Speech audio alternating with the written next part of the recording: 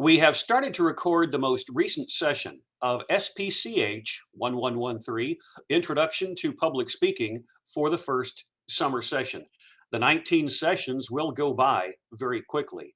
It is Thursday, June 1st, 2023. A reminder that we will be meeting this Friday only to make up for the fact that we had Memorial Day earlier in the week.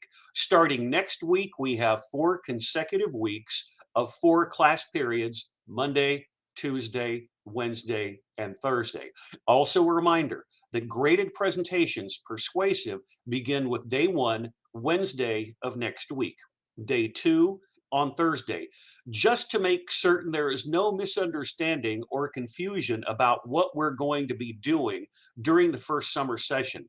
In just a moment, I'm going to return to the student preview mode of Blackboard and remind all of you how you can access data. Most importantly, because most of you are watching these after the fact, it is not a requirement, as you're well aware, to attend live, how you can access videos of this course.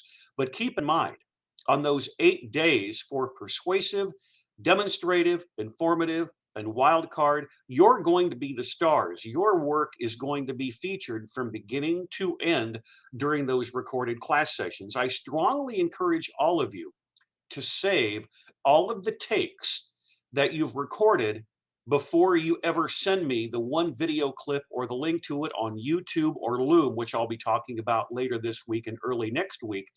Always save stuff that you're not going to show anyone in class.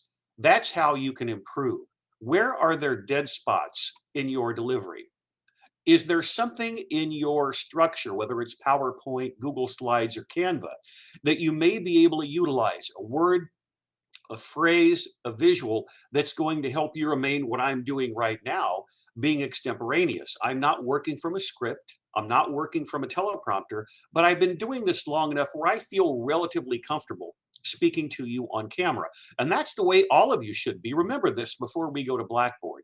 Even if you're not going to be a mass communication major or be involved in public speaking as a career, all of you, regardless of your professions, are making impressions every day by the way in which you speak and by the way in which you carry yourselves. That's why it's so important in a class like this that we have a self-evaluation speech critique. How do you view yourself at the end of the 19 class sessions? How have you improved in terms of content, the quality of your organizational structure? How have you improved in terms of delivery, making certain that you come across as sincere, authoritative, and well-spoken on camera? But what about the quality of the visuals? Because to a great degree, the quality of your outline structure will be determined by how well you come across as being extemporaneous and conversational. Those of you who are here with me live know that I set up a lot of visuals on my screen.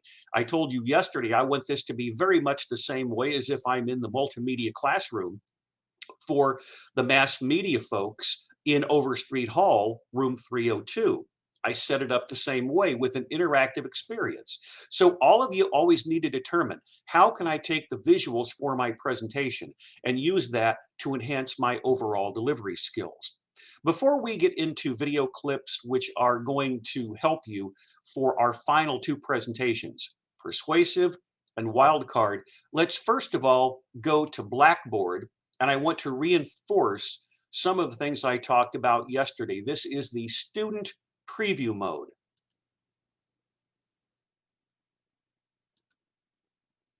A friendly reminder again, once you're in this location, enter the course live or view recorded archives. I'll refresh that every day.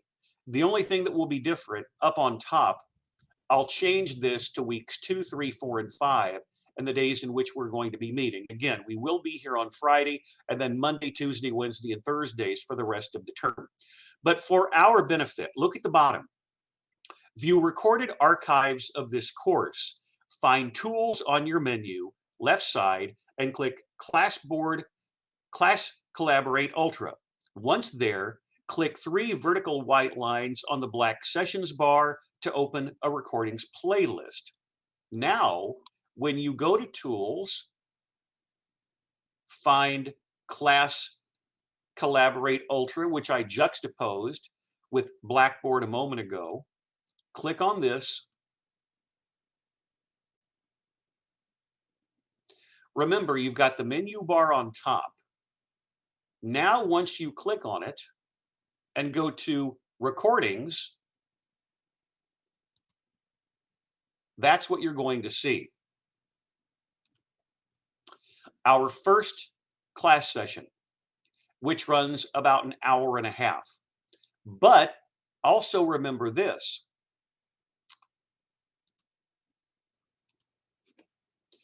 Watching those videos is going to be incredibly helpful for you, playing them over and over again with all of the examples that I'm going to be giving you now of persuasive and wild card. But tomorrow we'll revert back to demonstrating, because that's what we're going to be doing on Wednesday and Thursday of next week.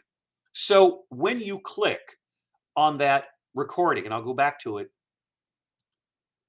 in a sec, return to the student preview mode.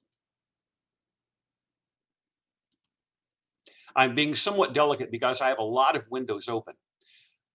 From this vantage point, you click, there's the session, you click on Watch Now.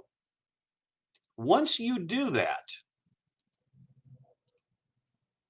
after clicking on Watch Now, this is what you're going to see.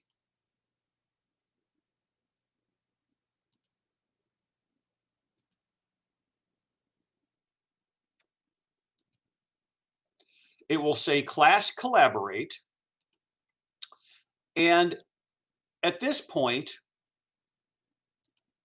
what you do is to click on it and watch the video of the most recent class session.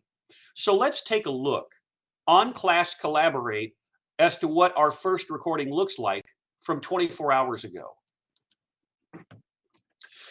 We have started to record the first session of SPCH 1113, Introduction to Public Speaking for the first summer session. Welcome.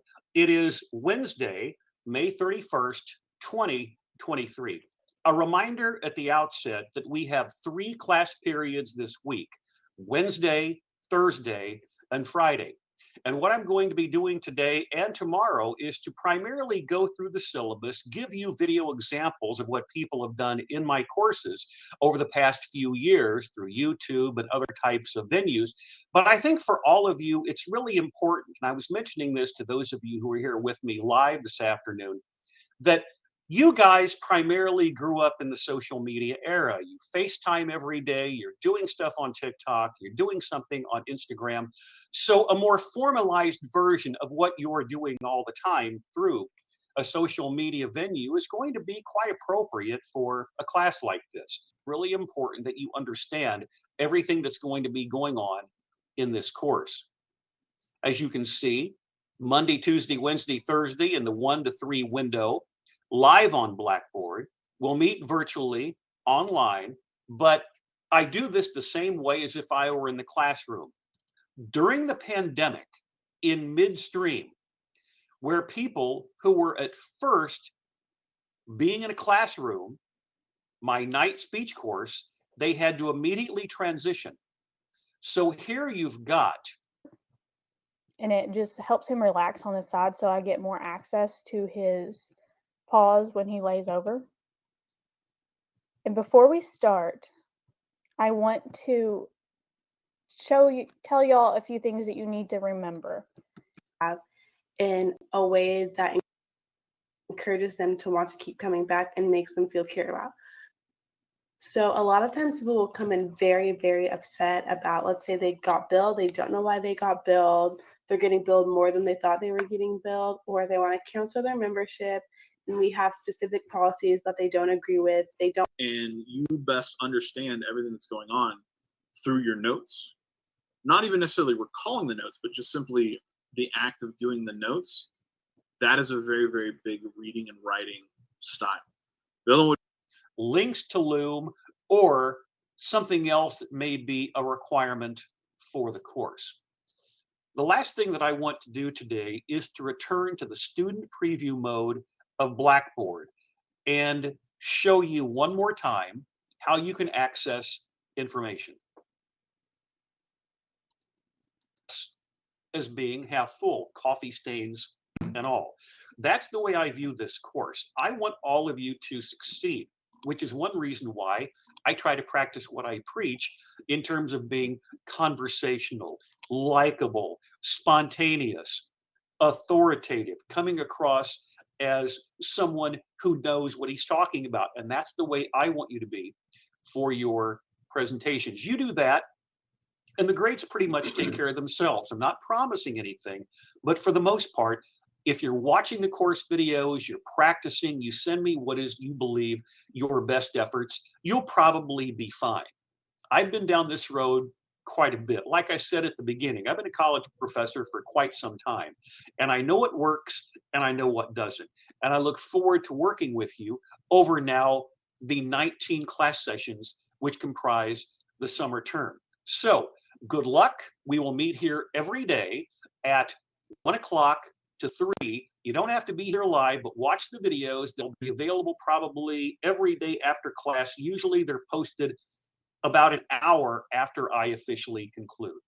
But I'll be happy to talk with you after class about anything that might be related to assignments. So good luck during the first summer session. As for SPCH 1113, Introduction to Public Speaking for the first summer session of 2023, that concludes the recording session for today. And then it stops. Now keep in mind, that's the way it's going to be set up for each of the 19 class sessions, where the video playback is just essential to your overall success. I always view that as a plus. But keep in mind that when we were during the middle of class yesterday, there was an internet issue. I always take these video clips and post them to my YouTube channel. So I had the opportunity to edit that interlude, which you'll still see on Collaborate Ultra, but once it's on YouTube, I edited that out. So now I want to show you something else from yesterday. This is going to be from my YouTube channel.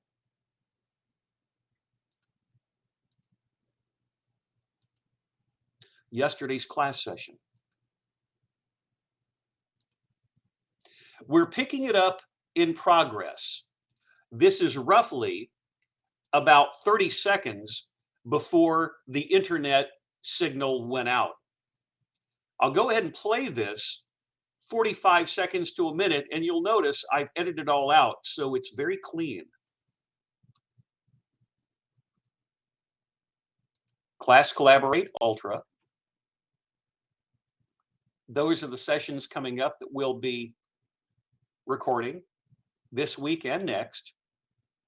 Click on recordings and you'll be able to watch what we're doing now and all of our 19 class sessions. And the list is going to be coming up in the next, I think it shows 15 seconds. Reverse chronological. It'll cut straight to me. That's where you're going to access all of the information.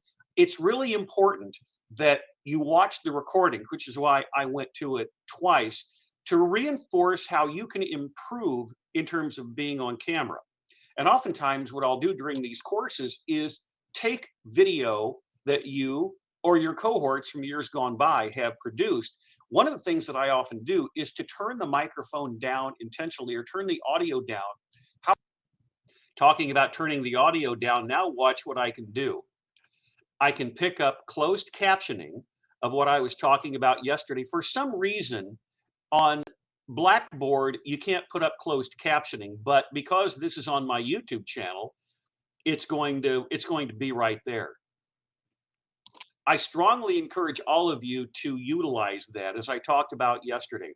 Playing your speeches with the audio down. How are you coming across as a presenter? How do you look visually? So if I just click right here, it goes back to my YouTube channel, and as you can see, I've had quite a few views on there. So at the end of every day, not only are you going to see the videos available on Blackboard, but you can also go to my YouTube channel if you wish. Now, because I'm doing this live, I have noticed that there are a few of you who have joined us. Let me reiterate how you can access information on Blackboard. So let me put that back up on the screen before I revert to the syllabus. This is what we were talking about a moment ago. So let me show you when you're at the syllabus. The announcement is the first thing that you'll see. Go to Tools, back to Class Collaborate Ultra. Remember, these announcements are readily available when you enter the course. Click on Menu, go to Recordings, and it's going to be right here. Watch Now, which is what we were doing. So what we just did was to view segments of yesterday's class, both on Blackboard and on my YouTube channel. Now what I want to do is to discuss the second half of course requirements. I also have examples of persuasive speeches, which will take place the next to last week of class, which is week 4, and wildcard speeches, something that you would really like to discuss with my approval, and that's going to be the last week of the semester. I always tell people that the last time I actually had a group discussion in my courses was during the summer of 2017. It's really tough during the summer when you're in person to get people together to work on a group project, and that's when the eureka moment went off in my mind. Why don't we wrap up the semester by students giving a 4th individual speech, something with which you feel very strongly about, and a way to really put the cherry on top of the sundae, so to speak, as we wrap up the first summer session.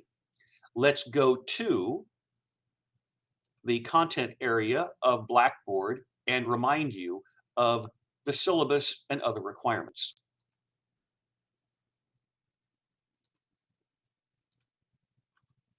Let's go to syllabus.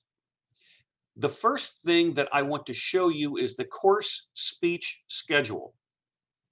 This, as I indicated during our initial class session, is subject to change. The last time I checked on Campus Connect, there are 20 people in the class. Right now, this is listed as 21. I'm going to go back and check after class, but this is subject to change. So anybody who is at this point on day 1 very easily could be bumped down to day 2. So if we stick at 20 people, there will be 10 people always going on day 1 and 10 people always going on day 2. That's why I talk over and over again about prepping in advance, showing you examples of what people have done to make certain that you're always on that schedule, week to week to week. Something may come up, but please make certain that as much as possible, you stick to the guidelines. And I'll talk about preparation and how you can send stuff to me later on as well. And near the end of class, show you one more time how you can access data and send me graded projects to my Yahoo email address, which is on the syllabus. Tomorrow, this is what we're going to be focusing on. The SAU speech critique. We're going to be focusing on how you can be most effective when it comes to those 7 areas of content, the 7 areas of delivery, and the 7 areas of visuals. Because in my class, those elements and thinking about them are going to make you effective. This is an unofficial checklist, thinking about how all of you can improve as we progress from one project to the next. Our course itinerary, focusing on yesterday, course requirements part 1, today, course requirements part 2, and then Friday, as I showed you with the SAU speech critique, how you can be most effective in terms of content and delivery and visuals.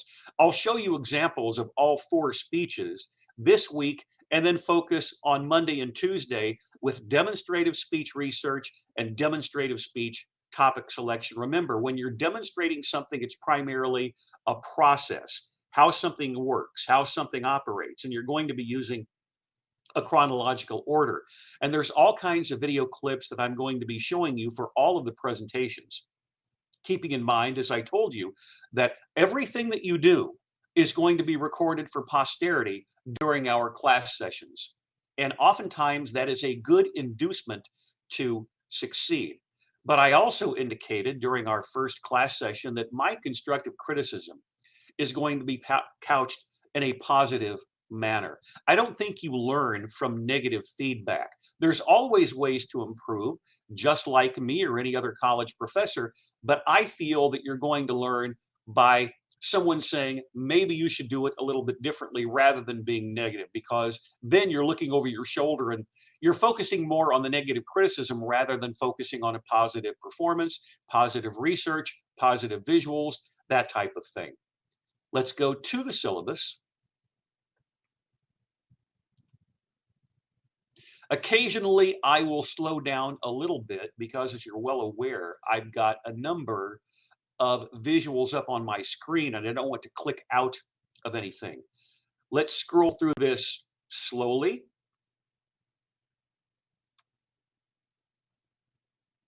Monday through Thursday, we meet, of course, virtually. All of this is available at my website, which I showed you yesterday. I also showed you my Twitter feed. Proper time management, as you can see from the highlighted data, is essential to success in researching and writing course assignments. There are the semester grades where we're basically on the 90, 80, 70 situation. Hopefully, we're focusing primarily on A's and B's. I always view that from my perspective as a student. How can I maximize my ability so I make it easy for the professor to have me earn a quality grade?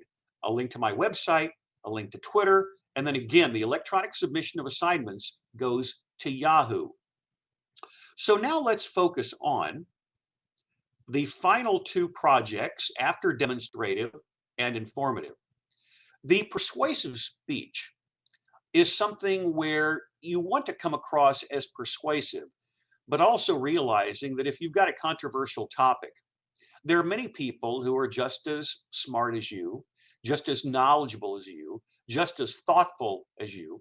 They just happen to believe something a little bit different. A persuasive speech does not necessarily have to be controversial, but you always want to make certain that it is well researched, well thought out.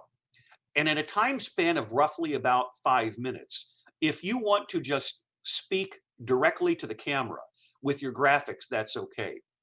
If we're in the classroom setting and you want to incorporate video materials, that's okay from outside sources. There's a way to do that on Canva. There's a way to do that on PowerPoint or on Google Slides, but we'll be focusing on the nuts and bolts of incorporating your face into the PowerPoint or any format that you're using. We'll really take a look at that in depth later on. What I want to do today is to show you examples of persuasive and wildcard speeches, and that's what we're going to be doing here in just a moment. Keeping in mind that with that length of about 5 minutes, I think that's pretty much the sweet spot. You can basically say what you want to in about 5 to 6 minutes, even though the examples I've been showing you yesterday for demonstrative and informative speeches ran a little bit longer.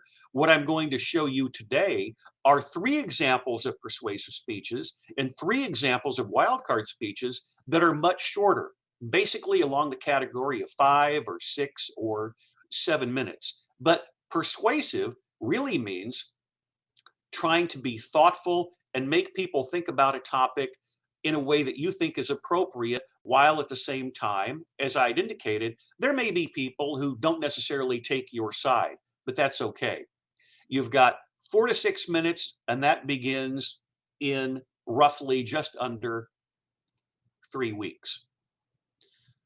When you are putting your outlines together, you're probably, especially now that you are doing them in a digital fashion. When I first became a college professor, you would use flip cards. You would use an easel or take materials and just put them on the blackboard. And then we transition now into basically you're doing it for free. You don't have to go to Fred's. You don't have to go to Walmart to buy any type of material for your presentations, for your visuals. Everything's going to be done online.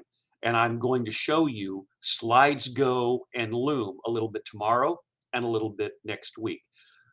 Persuasive speeches don't always necessarily have to have the fate of the Western world hanging on every last minute. Sometimes it may be persuasive in a way that you think, oh, that makes perfect sense. So I've got 3 examples to show you today. The first is going to be during the pandemic. We had to, for my night speech course in March of 2020, quickly make the transition into being in person to being online. The first person that you're going to see, Jocelyn, was also the first person ever to utilize Loom, Loom, where you can take your face from your webcam and put it onto your slides. She did that for her informative speech, which was the first one we started after the pandemic. All of the demonstrative speeches were done in class. This is the second presentation that she provided online. And she's experimenting with a slightly different visual approach for her slides. Her persuasive speech is a topic that all of us can identify with, especially in higher education. Why you should not procrastinate. Note the way that she's got her webcam set up. It's not small like this, but she's got it in a photo square and her slides are a little bit smaller. So what I'm going to do is to unmute and I'm going to let you see how she is persuading her audience during the pandemic. Notice she's right at 6 minutes, why you should not procrastinate. Artificial intelligence for a lot of videos today on YouTube is breaking up presentations. Her introduction, then she talks about health, relationships, financial, quality of work, and then she gets to the end of the presentation. I take selected speeches and put them on my YouTube channel. This is Why You Should Not Procrastinate, a persuasive speech from spring 2020. Hello everyone, my name is Jocelyn Keller and today I'm presenting my persuasive speech, Why You Should Not Procrastinate. Psychologists say that procrastinators are made by their environment and not born. 95% of the population is prone to procrastination, but that's separate from the 20% of the population that's prone to chronic procrastination. Chronic procrastination can be a disorder only treatable by cognitive behavioral therapy. It's brought on by poor self-regulation. This can be fostered in authoritarian families where the parents overregulate the children, and the children therefore have a poor sense of self-regulation. Doctors identify 3 main types of procrastination and procrastinators, here listed below. 1, the thrill seekers who wait until the last minute to get to the euphoric rush of the stress. Avoiders who are typically concerned with what other people think of them and avoid due to fear of the failure or even success. And lastly, decisional procrastinators who avoid making a choice because they feel as if it alleviates the responsibility of whatever the outcome may be. Studies have found that procrastination also has effects on your health. There's a correlation between procrastination and decreased general health.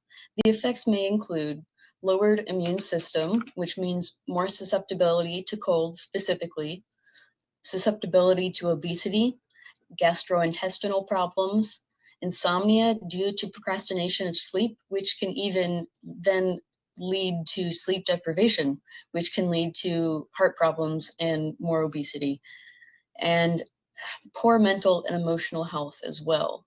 People who procrastinate can feel ashamed of their procrastination and guilty about it.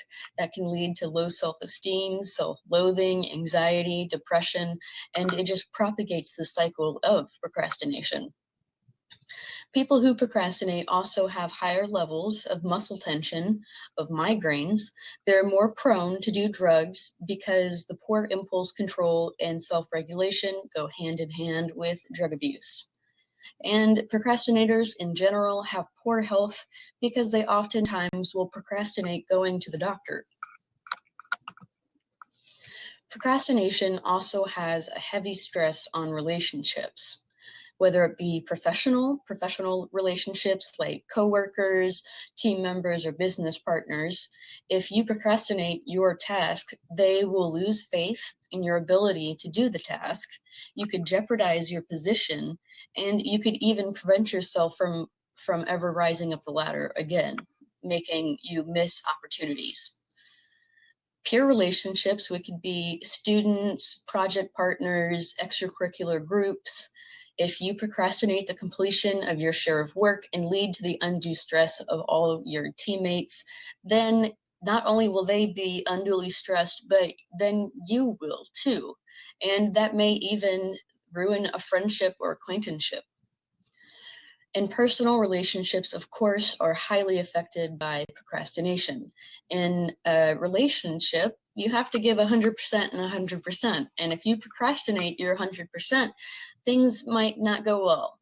Avoiding responsibility of a task can cause the burden of undue stress for you and your partner, and because they have to deal with what you don't do.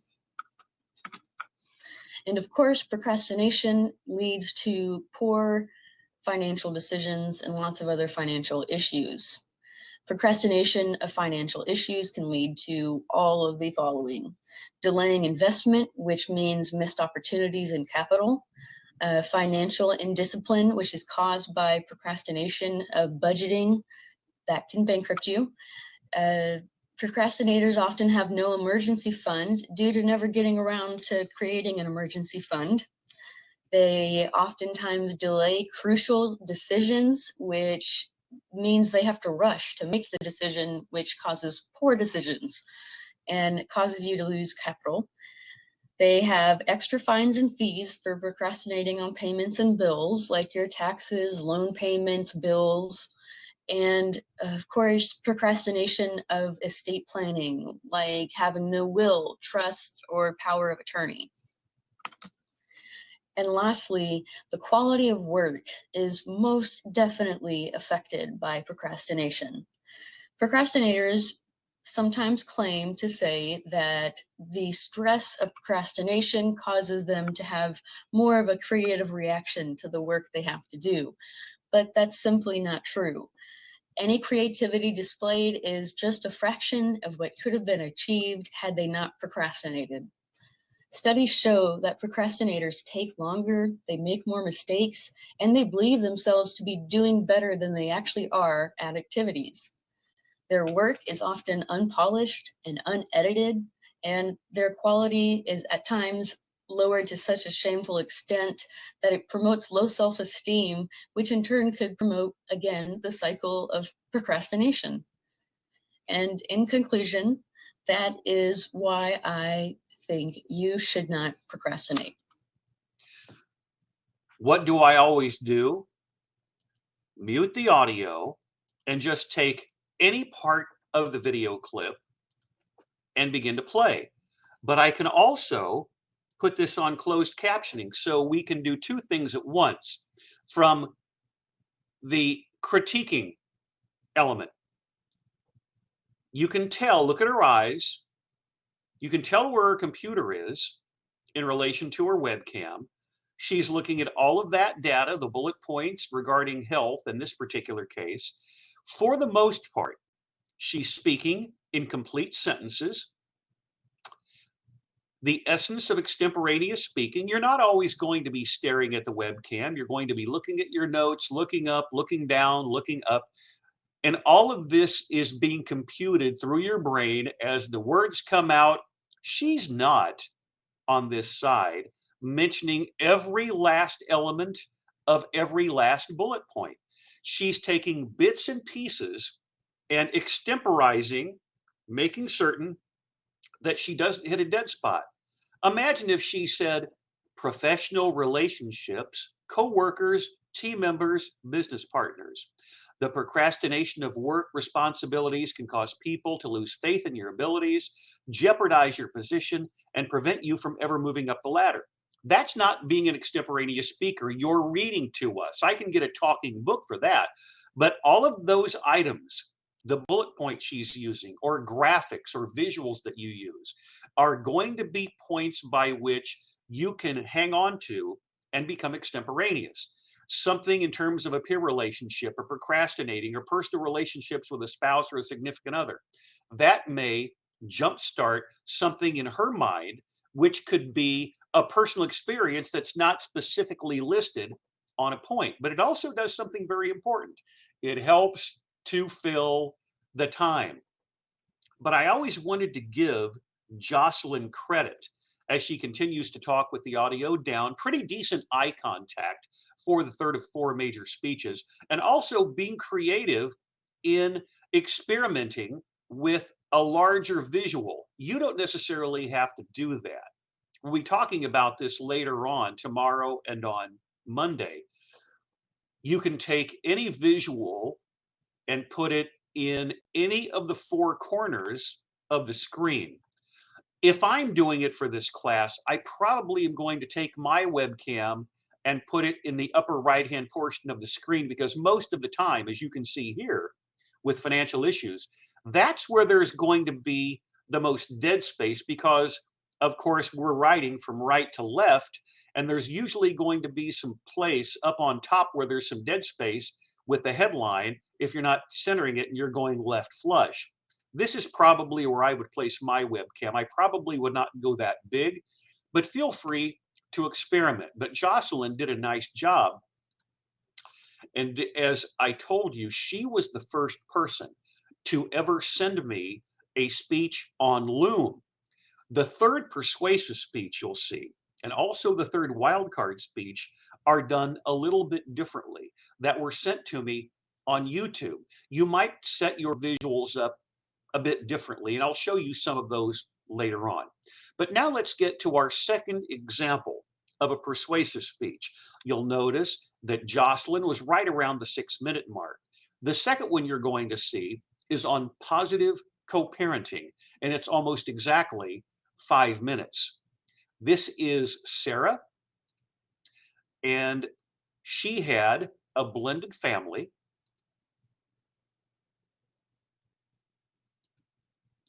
And wanted to talk about personal experiences with having blended families for her persuasive speech. So a persuasive presentation does not necessarily have to be ultra serious. It may be something that's a little bit different, which is fine, because you're still trying to persuade people to come around to your point of view.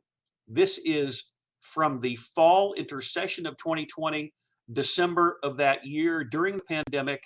This is Sarah Hillis. Hey everybody, my name's Sarah, and today I'm going to talk to you about positive co-parenting. This is something that is very important to me and affects my daily life. Not only am I from a divorced family, but I also have a blended family myself. I had 2 kids with my ex-husband, Lila and Kinsley, and then my now husband, Joey, has a child with his ex-wife, Peyton, and then together we have Harley. So we co-parent on all sides. So this is something that we have had to work on and still work on every day, but I feel like is important to a lot of people today. What is co-parenting? Co-parenting is where 2 or more parents work together to take care of their child in a positive and effective way. This can be done with just mom and dad, or with, when you get into more blended families, mom, dad, stepdad, stepmom. It's just important that we all work together to benefit our kids. Joint custody is what we should all strive for. It's not always the correct answer for every situation, but it is the ideal, what we should strive for. Joint custody is where both parents are equally sharing time in making decisions together. This does avoid the tricky, confusing custody orders that can get so out of hand and hard to keep up with. it eliminates that and it gives you a more structured, easy to follow setup with your kids. This also shows your kids that what ended their marriage is not bigger than your love for them, because you can still come together in light of your differences and do what is best for them and not just selfishly what you want, because of course we would all want our kids to ourselves, but that's not always what's best for them. What's best for them is having mom and dad in their lives as much as possible. Next up is happy kids. Positive co-parenting creates happy children. Your kids will be happier knowing that they have mom and dad, or even stepmom and stepdad in their life, and they don't feel like they have to choose one over the other. They say it takes a village to raise children, and that's so true.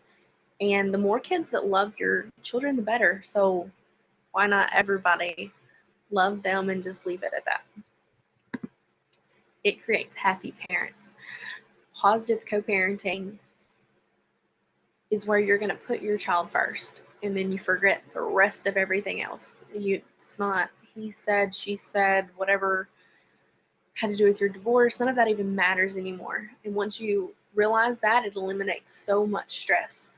You get to share the responsibility, and sharing your time can actually be a blessing. When your children are there, since they're not there all the time, it makes that time so much more special. Then when they're not there, then that actually gives you a break, which a lot of parents don't have. So you get that break to, make your eye appointments or doctor's appointments, or have date night with your spouse, because you have that free scheduled time that you can count on, which is so important. And then you'll have that other parent to count on too. Like, say I got stuck in traffic and my husband's at work, I can call my ex-husband and say, hey, I need you to get our kids because I'm stuck in traffic. And that's something that we're both putting aside our differences, knowing that we can lean on each other as long as it's to take care of our children. It's setting your kids up for success. By positively co-parenting, you are getting to be that positive role model for your child. Taking that stress and conflict out of parenting is going to reassure your child and set them up for success by learning from you. It also teaches them great conflict resolution by watching you and your current spouse or ex-spouse work together to come up with plans and solutions for things, which also teaches them teamwork, which is great traits to have going forward in life. And most importantly of all, it benefits everybody. It benefits you, it benefits your ex, it benefits your children most of all. And that is why this is something so important to me, because it benefits my beautiful children, who I'm going to show you here. This is from left to right, Peyton, Lila, Harley, and then down here at the bottom we have Kinsley. And this is why this is such important to me, and I hope you learned a little bit today. Thank you. If you listen closely, you can hear, I believe, Mama right at the end. So she had to go to a different location in the house to record, but you can imagine with 4 girls, it's going to be a little bit wild on occasion. But she wanted to talk about this from her own experience. Now let's get back to about 1 minute and 30 seconds before the presentation is over, and I'm doing this for a reason. In Loom, Loom, you've got a timer. You can put your face in any area of the screen. Now keep in mind, any technology you want to use here is fine. She decided, because she was speaking for 5 minutes, to use the timer from a countdown perspective. When it gets to 1 minute, we'll go ahead and put the audio back up. But notice when it gets to 1 minute, how the color changes, so she knows she's in her last minute. It doesn't necessarily have to be 5 minutes, but that's the way she wanted it set up. So let's go ahead and pick this up. Bring up the audio for a moment. Time that you can count on, which is so important. And then you'll have that other parent to count on too. When it gets say under I got 1 stuck minute, in traffic and my husband's at work, I can call the my red ex-husband square and say, will hey, I turn need you yellow. to get our kids because I'm On the stuck in left-hand traffic. side of And the that's screen, something that under the we're timer, both putting aside our differences, knowing that we can lean on each other as long as it's to take care of our children. It's setting your kids up for success. By positively co-parenting, you are getting to be that positive role model for your child.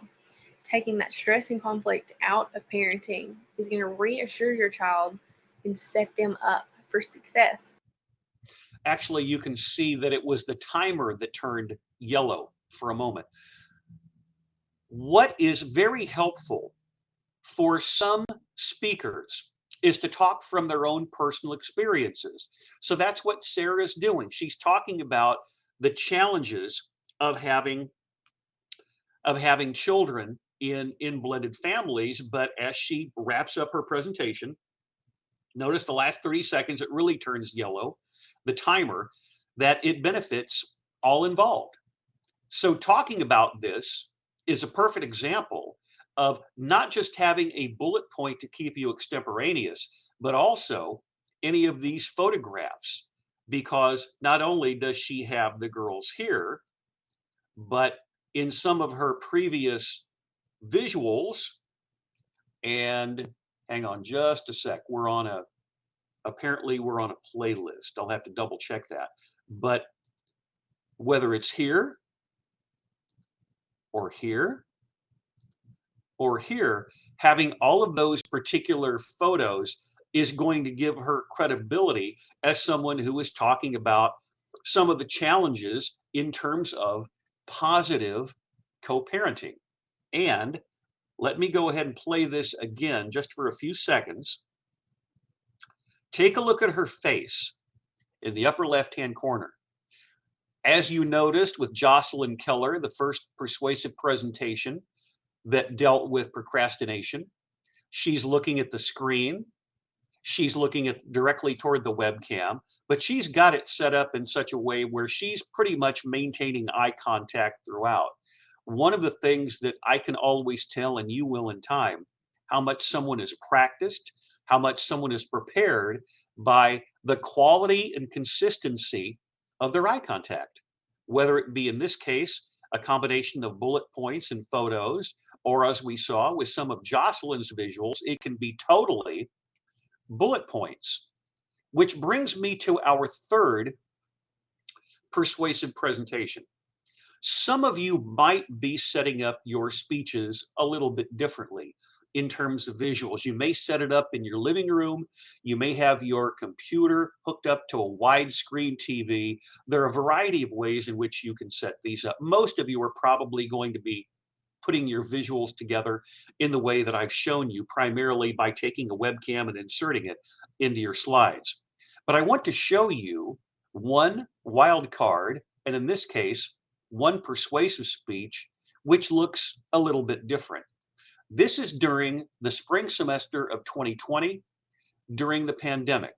This is someone who is now a graduate of Southern Arkansas University, like Finley Blair yesterday when you saw her informative speech on emotional intelligence. This is Mackenzie Turner. Like Finley, she was a student athlete. In Mackenzie's case, she was a member of the golf team. And she is, during the pandemic, in her parents' home in the Dallas-Fort Worth area. Right off camera, she has her laptop hooked up to a widescreen TV, so her slides, the visuals are directly behind her. And if that looks vaguely familiar, if you're especially watching cable television news, you'll have more and more cable TV news hosts or news anchors standing instead of sitting behind a desk with a visual behind them. And that's very similar to what we have here. So if you want to set something up like this with your laptop and do it that way, that's certainly appropriate. Mackenzie's wild card speech is going to have closed captioning. I should say her persuasive presentation will have closed captioning throughout the entire speech. And she is talking about, as you can see on the screen, she's persuading us on why great white sharks are the deadliest animal in the ocean. She also incorporates a video clip in here as well. So this is from 3 years ago. Hi, my name is Mackenzie Turner, and I'll be doing my persuasive presentation on why great white sharks are the deadliest animals in the ocean. The animal itself. The great white shark is the largest predatory fish on Earth. They can grow up to 20 feet in length and weigh up to 2.5 tons. Their color is a slate gray on top to blend in with the ocean floor, and a white belly, which is where they get their name. They move slow but can reach speeds up to 15 miles per hour and completely propel themselves out of the water. As you can see from this picture, the shark has completely jumped out of the water, which is a pretty hard task for such a heavy and large fish. And you can see that slate gray color on the top and that white belly on the bottom. The location where are these sharks found? The great white shark is found in oceans across the world. The Atlantic, Pacific, Indian, and Arctic oceans make up the large global ocean that covers approximately 71% of this planet. That's pretty crazy because that means that these great white sharks could be found anywhere on 71% of the planet. Only about 5% of these waters have been explored by humans due to the fact that its depths can reach up to 7 miles to the seafloor. And over here you'll see an image where it shows those 7 miles and what we can find in them. And the great white sharks are usually found around right here unless they're going to hunt, and then they'll move up to the surface area. The competitors for the title of most dangerous animal. The competitors of the deadliest are a broad group, as some are deadly for multiple different reasons. The saltwater crocodile has the strongest bite in the sea. The bull shark has the strongest bite out of all the sharks. The blue whale is the largest and strongest animal in the ocean. And the tiger shark will eat anything in its path. So how do these compare to the great white shark? Obviously, the saltwater crocodile having the strongest bite is a big deal, but you don't see them biting anything other than what they eat. And they don't eat anything other than fish or small birds that rest around the banks. The bull shark has the strongest bite out of all the sharks, but they're much smaller than the great white shark. They're aggressive, but not known to attack humans as much or really eat anything bigger than themselves. The blue whale is obviously the largest, so that's going to be something pretty scary, but they're not going to hurt anything. It's a whale. They're just going to eat shrimp and stuff like that. And then the tiger shark will eat anything in its path. Obviously, this is a very dangerous animal, but they're not as known to attack humans, which makes it the most deadliest animal for us. Why the great white shark deserves this title. The great white shark is the most dangerous ocean animal to humans. Their mouths house around 300 teeth in multiple rows. As you can see, these giant front teeth, there's multiple rows behind them, and as soon as one falls out, another one pops in its place, so they never run out. In 2019, there were 140 reported attacks. 64 of them were unprovoked. So what this means is that out of these 140 attacks, 64 of them, the person was just sitting there, was just sitting on their surfboard, was just swimming in the water, did absolutely nothing to the shark, and the shark still attacked them. Their attacks on humans are not a feeding frenzy, but a simple mistake. So what this means is that the shark simply mistakes us for a seal or a sea turtle or another big fish that they're just trying to get their mouths on, and they just come up and bite us and try to take us home for dinner. The ultimate predator. Great white sharks can sense blood from miles away and use its nostrils to tell direction. Picture an Olympic-sized swimming pool, and you have a little dropper, and you drop one drop of blood in it. The shark will immediately know when that drop of blood is in that huge swimming pool. And then using their nostrils to tell direction, whichever nostril they smell the blood from, whether it's the left or the right, that's the direction they know that they need to head in to go find what it is that's bleeding. These sharks will stalk their prey to watch for an attack. This is something very different than their competitors. A great white shark will swim underneath its prey and watch for a little bit just to know when to go in and when is the best time to attack. Great white sharks attack from beneath, and they use an ambush technique to attack their prey. So this means that they'll swim deep and then come up from the bottom, and pretty much their prey has no idea that they're coming. And the ambush technique plunges them out of the water. They take a big bite and then see if they need to come back in to finish their prey off, or if they'll just die on their own, and then the great white shark can just take them out. So this is a video of how a shark attacks a seal. I'm not going to show you a human, it's a little much, but this shows you that ambush technique.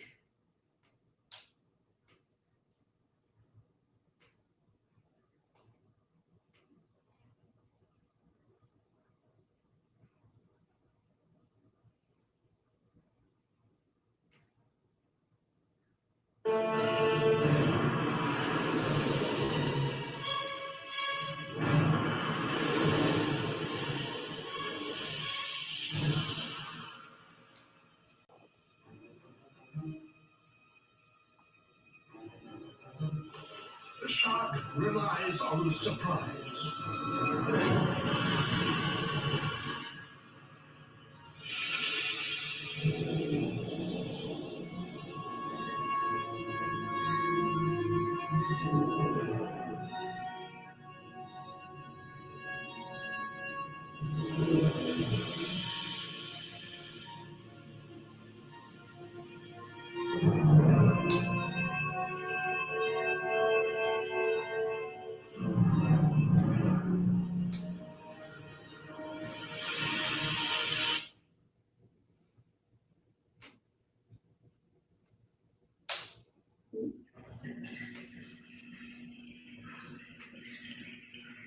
And like you saw from that video, the shark completely propelled itself out of the water and took its prey with it. And that's how they get that surprise attack from underneath.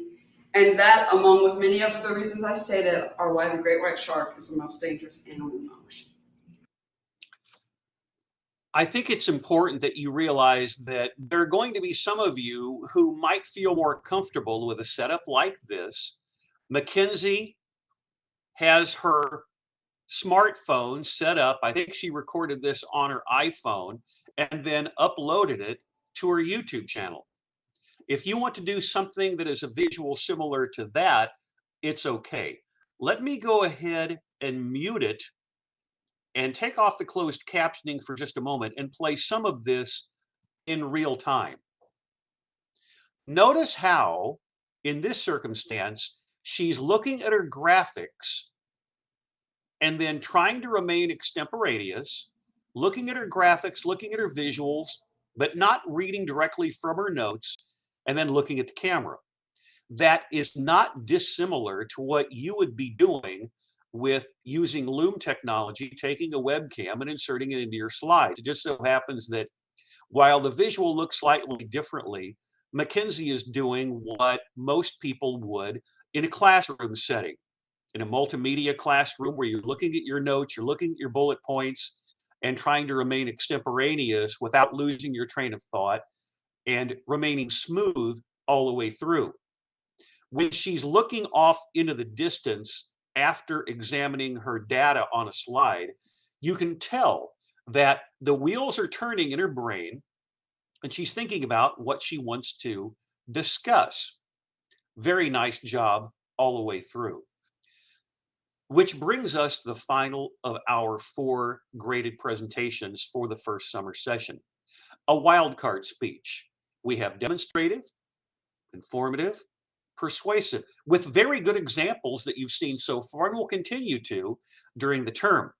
But a wildcard speech is really something that encapsulates your knowledge. You've noticed with the people we've seen with demonstrative the first week, informative the second week, persuasive the third week or the third presentation, that a lot of these folks get more comfortable in front of the camera. They're more spontaneous, they're more likable. The more that you do it, just like here online, you're going to become much more efficient as a speaker and not be as self-conscious as you might be early on because you become an old pro. Let's go back to the content area of Blackboard before I show you some examples. And these are all much shorter as the persuasives were. Just a friendly reminder before we move on, the wildcard speech takes place Wednesday, June 28th, and then the last day, Thursday, June 29th. Length 4 to 6 minutes as always. A little bit longer is fine. You'd probably be penalized if you ran really, really short. But when you're sending something to me online, that's taken out of the equation. Most of the presentations that are sent to me, time is never an issue. If you want to incorporate some type of video clip, as Mackenzie did, with putting shark data up on the screen, that's fine. You don't necessarily have to in this course, but most of the time you would play it for no more than 30 to 45 seconds. So the video clip is not giving the speech for you, but it enhances the particular element or persuasive data that she wanted to discuss with the dangers and being aware and respectful of the great white shark. But a wild card can be anything that you want to discuss for your final presentation. So I have 3. They're all in the area of about 5 to 6 to 7 minutes. The first 2 are on Loom. The third is on YouTube, as what we just saw. The first person that you're going to see is from the first summer session of 2021. This is Essence Thomas, and she's talking about something that I'm certain many of you have already done. Her topic for her wildcard speech is creating TikTok videos. And what you will see from Essence is, because this is her final speech, in the same boat that you are, 4 speeches over 4 weeks. Ideally, the more that you do this, the more professional, the more experienced you're going to look and sound. This is creating TikTok videos, a wildcard speech from June of 2021. Hello everyone, my name is Essence, and today I will be teaching you how to make the perfect TikTok video. TikTok is a family-friendly app. It's a part of social media where everyone can express themselves in different ways through dance, comedy, education, and you can make a video up to 15 seconds to 3 minutes. The first step of TikTok is the dancing. A way to fit in on TikTok is that there's a lot of different dances. So what you want to do, you save a dance that you want to learn. And once you save the dance, you will want to put it in slow-mo so you can learn the steps, and then you can eventually make your own video. A cool effect on TikTok that lots of us use is the slow-mo walk effect. And it's when you place your feet together and you move your hips in that outward direction, and it makes you look like you're gliding on air. As seen in this video, you can see that's how it is. So what you will want to do is place your feet together and you will twist just how she's doing. And then the end effect will eventually look like this. The next, and this is my final result. As you can see, I did the effect and we added a little smoke effect, which that can be used, that's optional.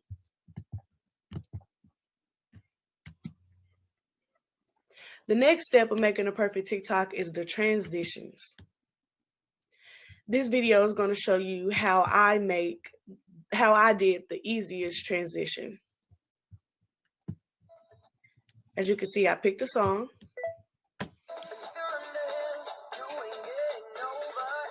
And once you turn your head to the side, you start recording from that perspective.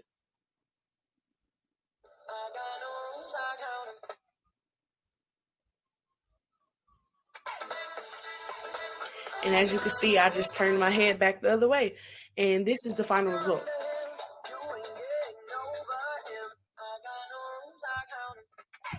And that's how you do an easy transition. Here's an example of one of the harder transitions that I like to explore. As you can see, I'm in the car. And this effect shows your phone falling and the phone coming back up and you're in a different outfit. Or this one where you go over your head. That's one of my favorites. One of the other things we'll talk about is the visual and the filters. You want to make sure that you have a fun, clear background, something that's not too distracting. As you can see in this picture, this is Bretman Rock. He's very famous on TikTok, and he has his background of Hawaii, which is where he lives. And did you know that TikTok is available in 155 countries, and it's also available in 75 different languages? So as you can see, TikTok is very famous. The last thing is the captions. Wherever you are, whatever your video contains, that's what you want to base your caption on. So for example, if I'm at the beach and I have a video, me doing a dancing video on the beach, I would entitle it Sunny Days and Beach Waves, or something to that effect. Or if you're doing a sport, you want to give maybe even a basketball lyric from a song, and you want to make sure that it catches the eye of people who will view your video. So once you have your transitions, you have your dance, even a slow-mo walk, and you've played with the filters or the effect, and one effect that's very popular is the zoom in effect, because the zoom in effect makes sure it's more cleaner, and it makes your posture look bigger, like straighter. So the zoom in effect is one of my favorites. And they also have the different effects you could put on your face. You can make your eyes different color. You can even, there's even a slow-mo where you can make your dance and you can just put it in slow-mo, or you can repeat it. So there's a lot of different ways to do it. And thank you all for watching. And here's a short video of how we have fun with TikTok. As you can see, she did multiple of them.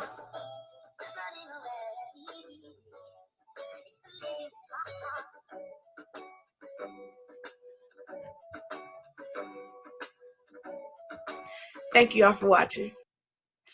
To me, the nice part about changing up from group discussions as a final project in the basic public speaking course to wildcard is it gives you an opportunity to do this.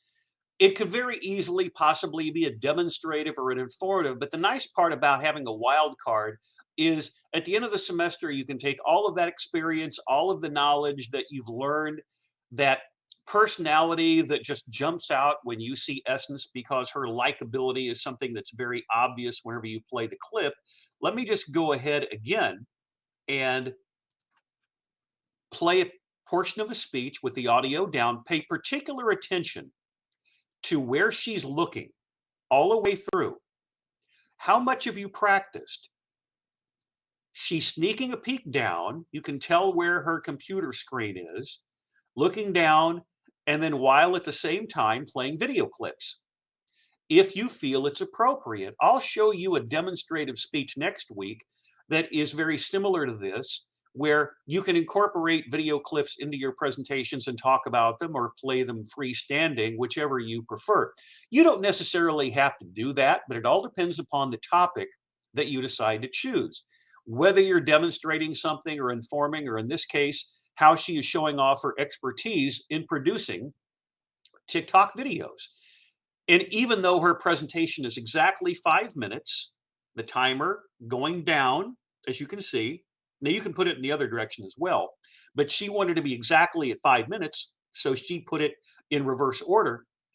Think about, first of all, the template that she's got for her slides, very colorful, and then how much time and effort it takes for her to incorporate, drop and drag her video clips into the presentation, and how she is going to use those as you can see here in a different definition, as a transitional device from one slide to the next, from one video to the next. So while it's a 5-minute speech, there's so much coordination that goes into it that it comes across in a very smooth manner. Nothing calls attention to itself in terms of being sloppy or in terms of being out of place. And it also shows how popular and how creative the TikTokers are. Of course, now what we found out during the summer is that it's been banned by the state of Montana, but good luck in getting that enforced. So Essence did a really nice job. The video playback is just so essential. I say it all the time, but it really does matter. That's why I told you at the outset, playing different videos of you that have been recorded that nobody else sees, and all of a sudden, you make a boo-boo, you just laugh at it. Because most of the time, even in my case, it's not going to be perfect, going for about an hour to 90 minutes every day, but you just plow ahead. You can't rewind the tape in life. So watch those videos that never see the light of day other than in your dorm room or in your home and think, how can I improve on that? How can I change up my slides? How can I go back and watch some of these examples that Professor Reppert is showing in class? And how can I maximize that as I go through my 4 presentations? Speaking of which, there are 2 to go for wildcard. Our next contestant is going to be someone that you saw yesterday for giving your dog new tricks. But in this case, Taylor's taking it in a different direction. How you can get a head start in your career. This one's about 7 minutes. She's changed the location of her webcam. You'll recall that when she was talking about teaching the dog new tricks, she had her webcam in this portion of the screen. Now it's over here. But keep in mind, you can experiment in any way you wish. But that's what she wanted to talk about for her wild card from 2 years ago. Here it is. Stories about how people would go through college, complete college for this one career, and then never want to do that career once they've actually worked a day. And I did not want to do this when I started to do my pre-vet. So I got a head start in working at an animal clinic so that I would know what I'm getting myself into. My name's Taylor Ivy. This is my wildcard speech for Introduction to Public Speaking, Spring 2021. I'm going to be talking to you about getting a head start in your career path.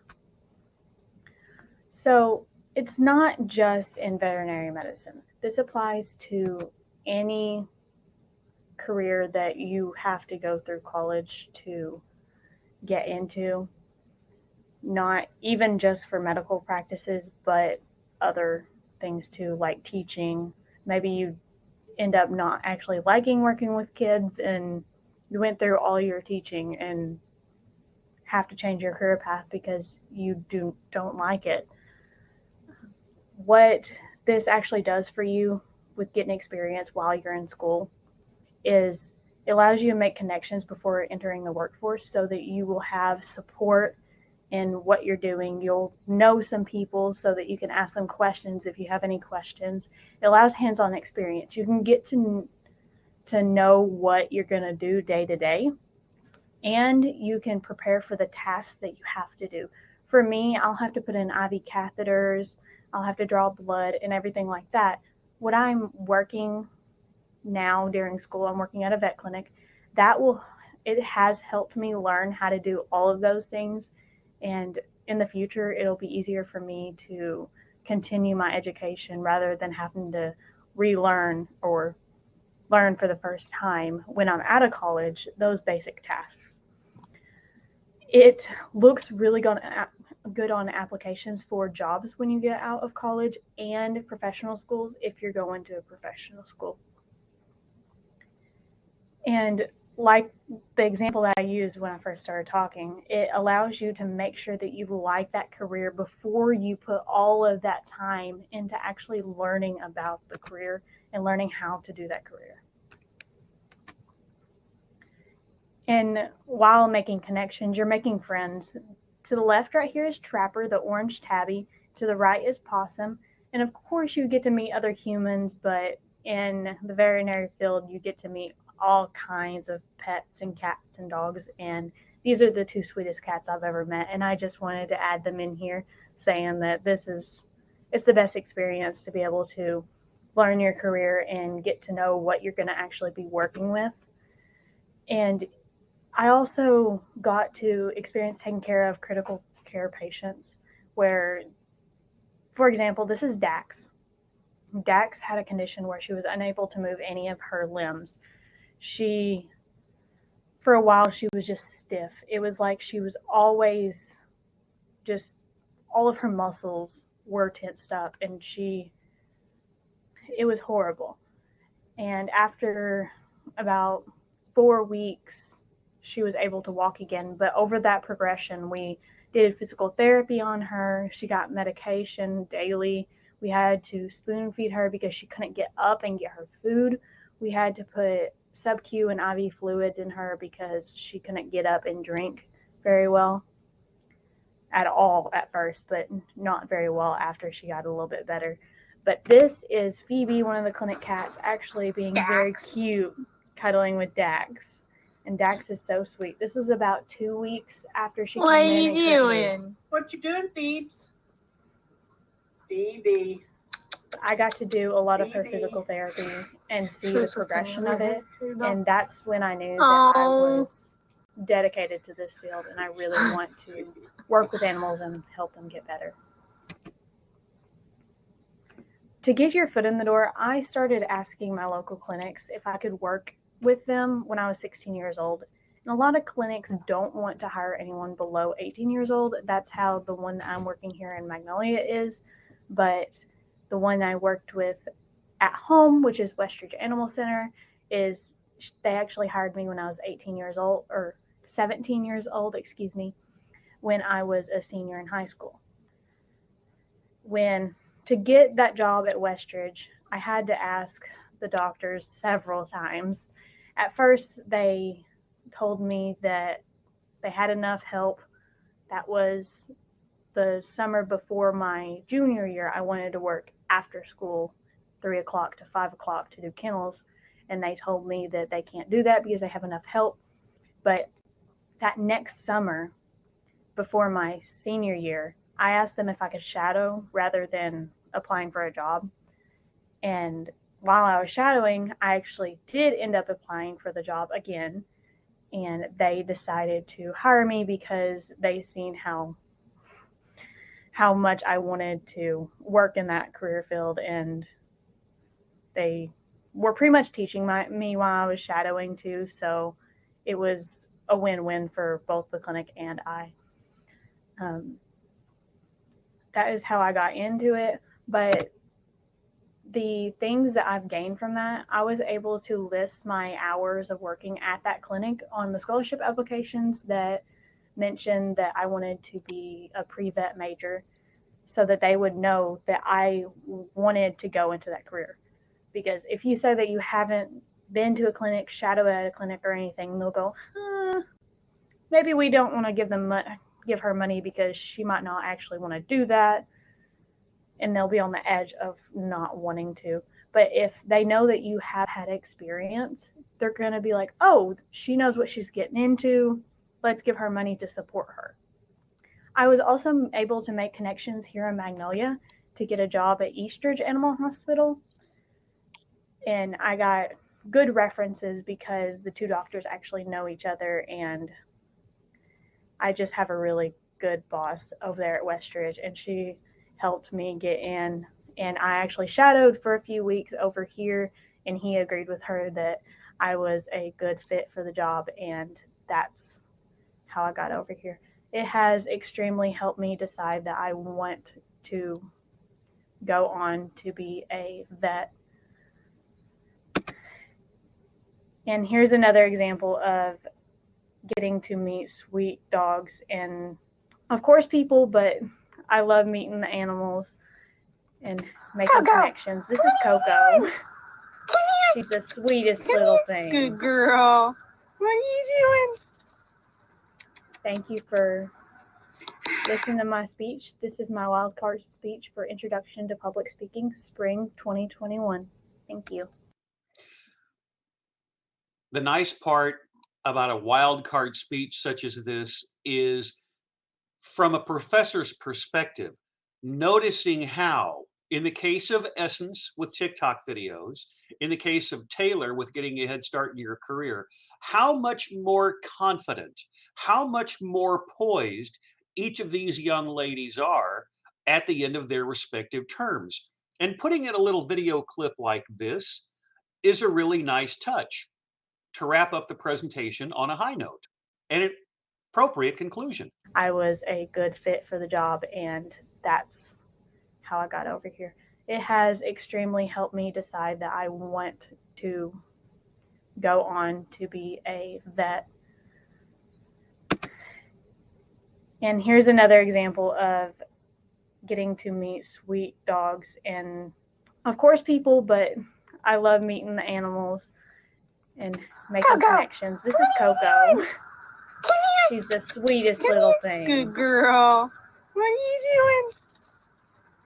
Thank you for listening to my speech. This is my wildcard speech for Introduction to Public Speaking, Spring 2021.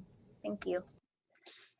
This is where you can tell I have a background in mass communication and mass media, because I play video clips over and over again.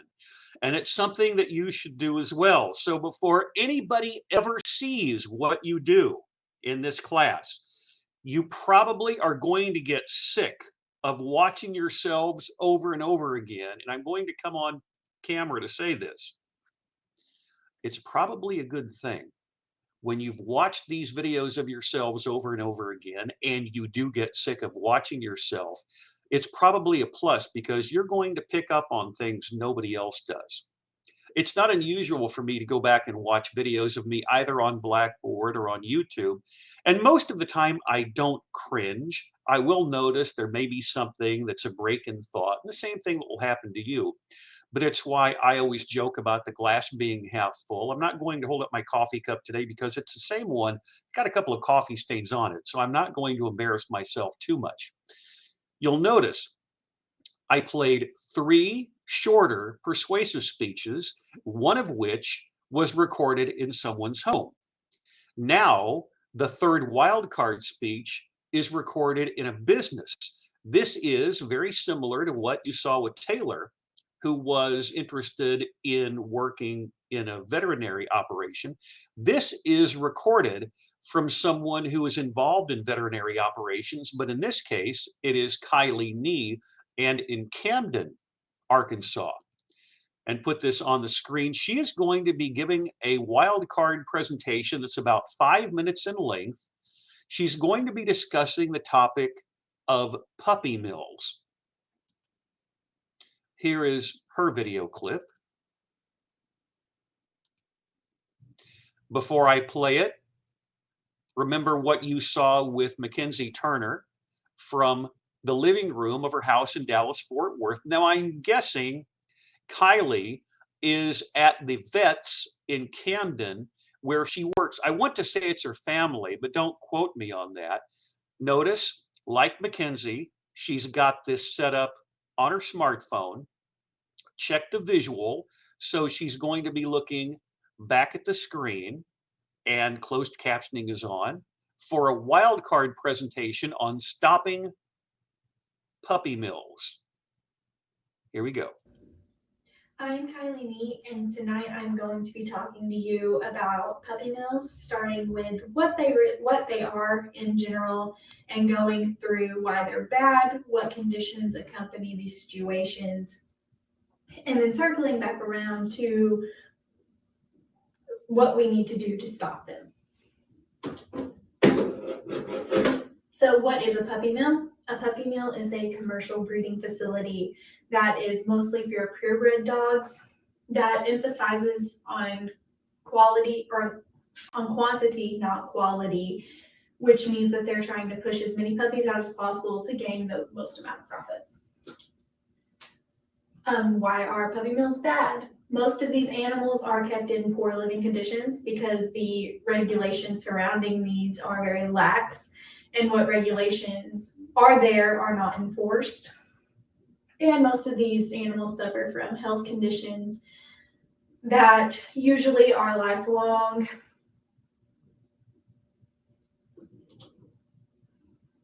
The Puppy Mill Project is something that is under the Animal Welfare Act that sets the guidelines for the conditions of puppy mills.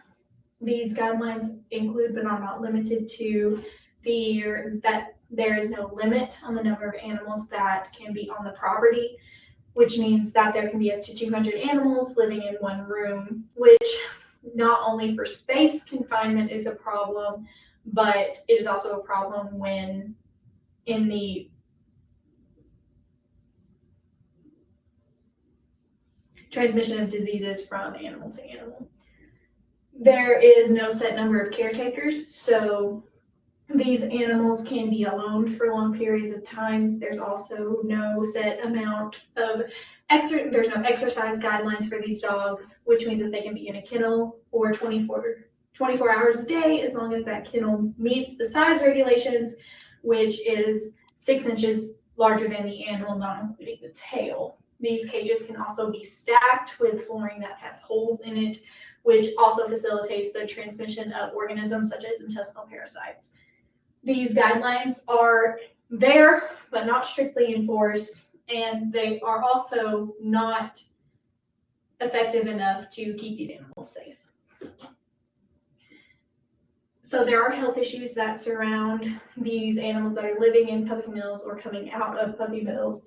There are hereditary diseases associated with breeding purebred lines only, and there, as the American Society for the Prevention of Cruelty to Animals has a list of conditions that are associated with puppy mills, which include epilepsy due to neglect and stress, heart disease, kidney disease, musculoskeletal disorders, which relates back to the hereditary disorders that can be passed down through a purebred line, and deafness due to yeast infections in the ears. Along with health conditions, there is behavioral consequences of puppy mills, which include them being harder to train because of the anxieties that they have associated with training processes. So they're harder to teach to leash walk, to house train, and to crate train. They're also prone to anxiety in social situations, including going to the vet's office, going to the groomer, and that kind of thing. These animals are also more prone to have obsessive compulsive disorders, which includes chewing, licking, and eating. They can also be more aggressive than other animals. And this topic hits so close to home for me because I work in a vet clinic and I see the animals that come out of these puppy mills, and it's so hard for us to get over the hump to get them into a happy forever home and to have a happy life. So this is why we really need stronger guidelines to be set for these facilities, as well as actual enforcement for them. Thank you. Her experience working in a veterinary operation comes in very handy for this presentation because she's talking about it from personal experience, as you can see, and it really pains her to talk about the subject of puppy mills. But I want to show you something. Let me get to about this point. Remember the essence of extemporaneous speaking. When you're trying to think of something to say, you don't go, or you just pause. Watch very closely in the next 20 seconds. Look at Kylie's eyes when she's trying to think of something to say. I'll leave the audio up. Watch your eyes. Sets the guidelines for the conditions of puppy mills. These guidelines include, but are not limited to, that there is no limit on the number of animals that can be on the property, which means now that— mute it and go back again. Watch what happens when she's thinking of something to say. She'll pause and look off to the side. Watch her eyes. She'll look at the screen and then she'll look off to the side.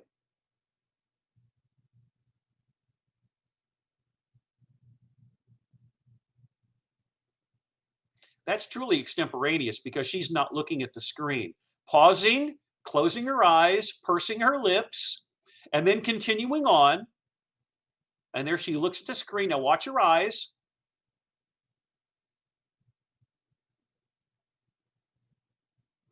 And you can tell from everyone, from any of the speeches in this class, you can always tell when people are being extemporaneous rather than reading to us. And that truly is the essence of being a quality public speaker. So I have a couple more items on the agenda before we wrap things up for the day. Let's first of all remind you of where you're going to be sending your projects. Keep in mind on the syllabus, it says electronic submission of assignments, and it is highlighted in yellow. You're going to be sending stuff to my Yahoo email address. Now, some of you who are going to orientations and other items are still sending stuff to my SAU address, which is fine. But let me show you what my Yahoo address looks like when you send something to me. I'll reinforce this because here is what my website looks like for Yahoo, all of the messages that are sent. But in this case, I'll scroll over to the speech file, This is where you're going to be sending stuff to me. The self-evaluation speech critiques, links to wildcard speeches. So for instance, here you have a persuasive speech that was sent to me, an informative speech, and most of these are going to be linked. So for instance, this is someone who sent me a Loom. She sent me a Loom presentation for a PowerPoint from roughly about 1 year ago, and that was her demonstrative speech. I'll be talking about the Loom technology and Slides Go tomorrow.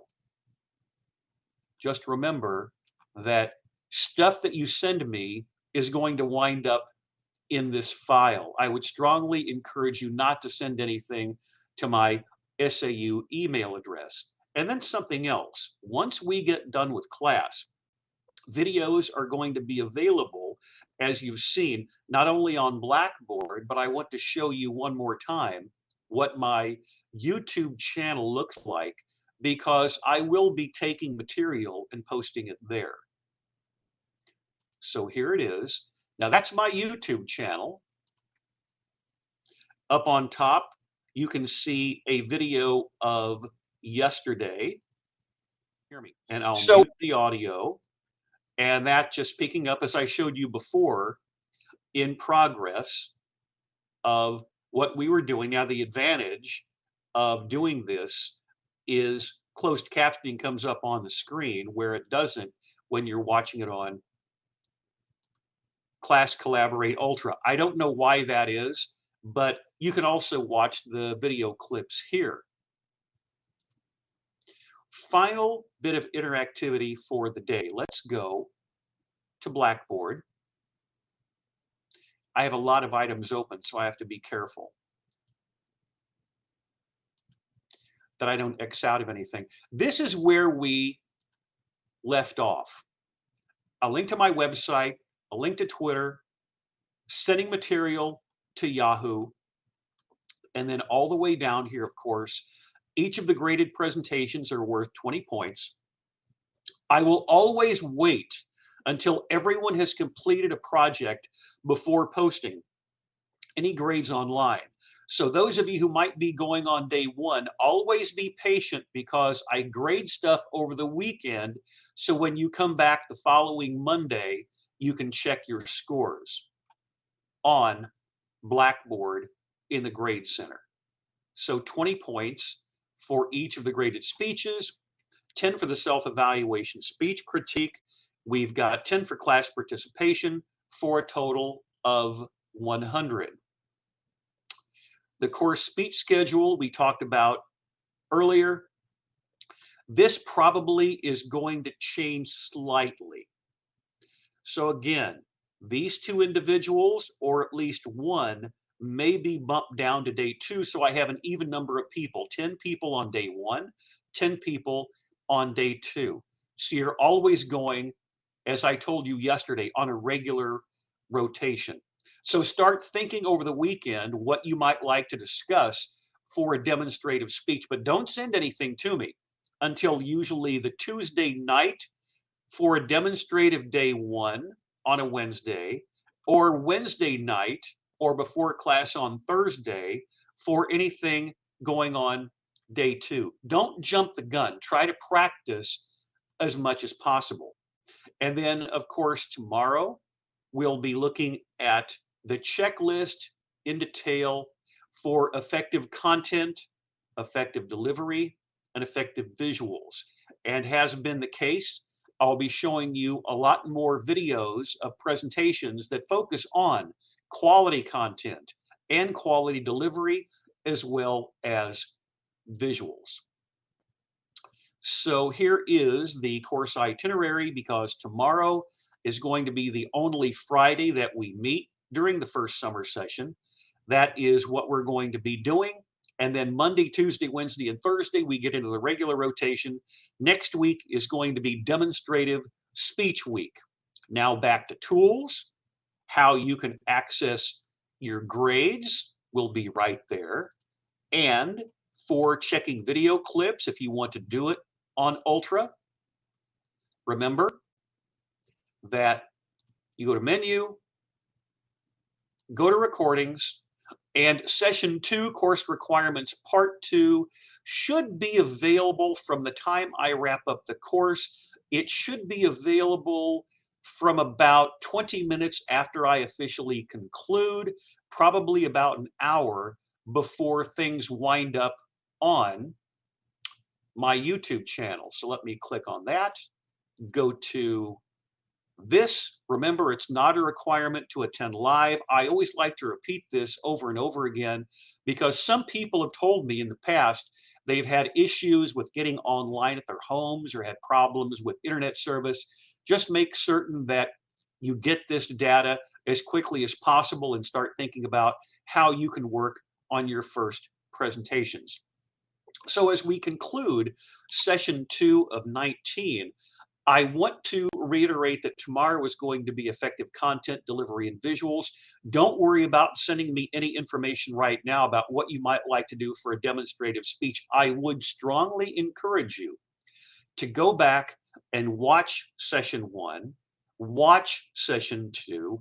In particular, what types of strategies today are being used by those 3 persuasive speakers? What is being done with the wildcard speeches to make them effective? What am I focusing on with the quality of their topic selection, with the quality of their organization? All of that matters. Your organizational structure is going to be different than mine. It doesn't make me right or you wrong or vice versa, but what is going to stimulate you with any type of notes you have in front of you on your slides to make you remain thoughtful, knowledgeable, conversational, demonstrative, informative, persuasive, or whatever you want to bring about for the wildcard speech. It all matters, which is, of course, for the final time, repeating that anything that you record for this class that you don't necessarily like, view that as an exercise for improvement. Don't view it as an error. It's a way to help you improve, because that way, ideally, but I'm not guaranteeing anything, the grades take care of themselves. So we will continue on our only Friday class session with effective content, delivery, and visuals. The videos do help make you more successful in the long run. I told you at the beginning of today's class period that even though you may not necessarily be a mass communication, mass media person, you're going to every day, by the way that you speak, by the way you carry yourself, present an impression, whether it's a job interview or something else. So utilize that to your advantage. Think about all of those different takes as methods to improve your research, your writing, your presentation, but more importantly, how you are being perceived and how you perceive yourself, because that imaging is important. And my constructive criticism will always be positive. I don't believe you learn from negativity. You learn from watching yourself and being critical in your own way, but that's not how I operate, because my feeling is everyone has potential to be a quality public speaker. You just go about it in a different way. It doesn't matter if you have a Southern accent or a Northern accent. It's how you present yourself. Are you authentic in terms of your persona? Are you likable? Are you knowledgeable? Terms that I use over and over again. So we will continue tomorrow with session 3 of 19 for the first summer session. As for SPCH 1113, Introduction to Public Speaking for the first summer session of 2023, that concludes the recording session for today.